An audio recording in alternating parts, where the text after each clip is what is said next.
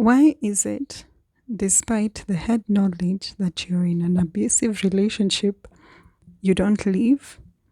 Or when you leave, you still come back to it?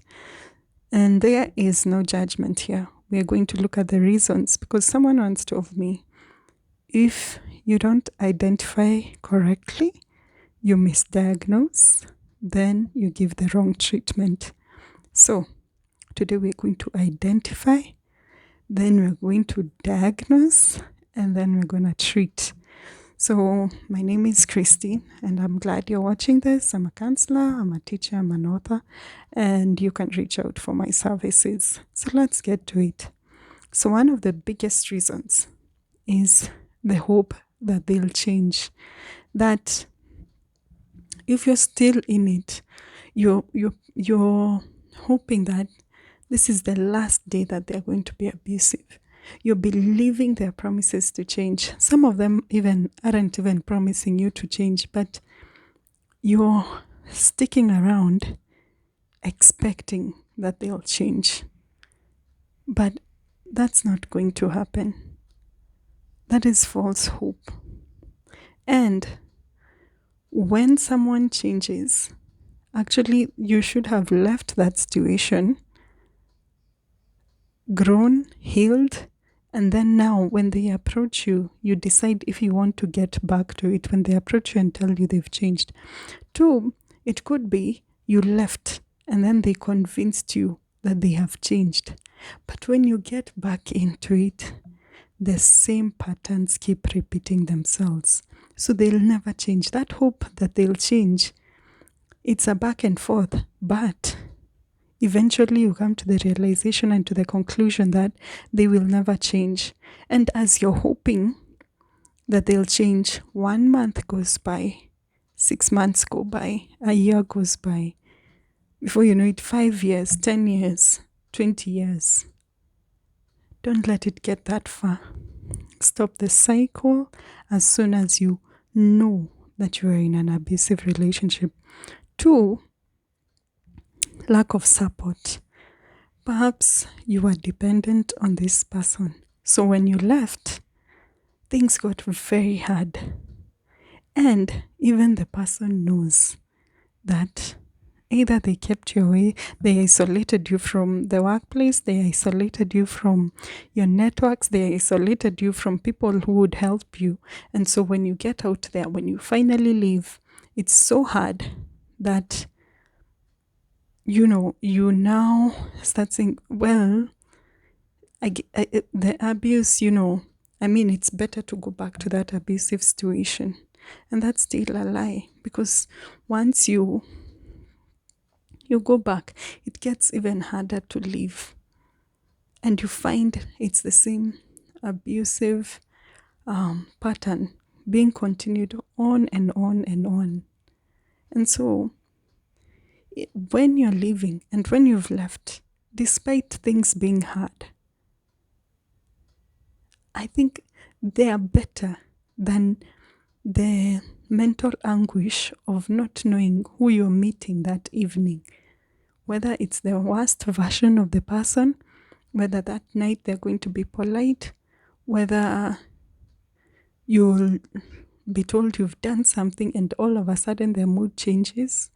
You're being made responsible for someone's moods and shifts and their abusive behavior. Actually, that's the third reason, that you think you're the problem. So you think if you stay and you change, that finally you'll get back to where the relationship started. And sometimes it starts with love bombing. It starts with these grand gestures, and you're hoping it will get back to that, but it doesn't. It gets worse. Actually, studies have shown that abusers get worse as they age, because now the mask continues to fall off and who they really are starts to come out. They become meaner, they become more aggressive. And so you're going to experience a worse situation than what you began with. And the other one is it becomes an addiction. The highs and lows become an addiction. Do you know that you can be addicted to a toxic relationship? You're addicted to when it's good, it's really good, and when it's bad, it's bad. But then your brain gets used to that cycle. And so you keep trying to live, coming back, trying to live, coming back, and so on and so forth. And really, you're wasting your life. And two, of all those reasons, it would be spiritual warfare. The whole thing is spiritual warfare. That the abuser is having the characteristics that are contrary to God's character. So, why would the enemy want you to live a situation that diminishes you, that crushes you, that spoils your identity and messes with your identity such that you never do the purpose for which you were created here on earth? So,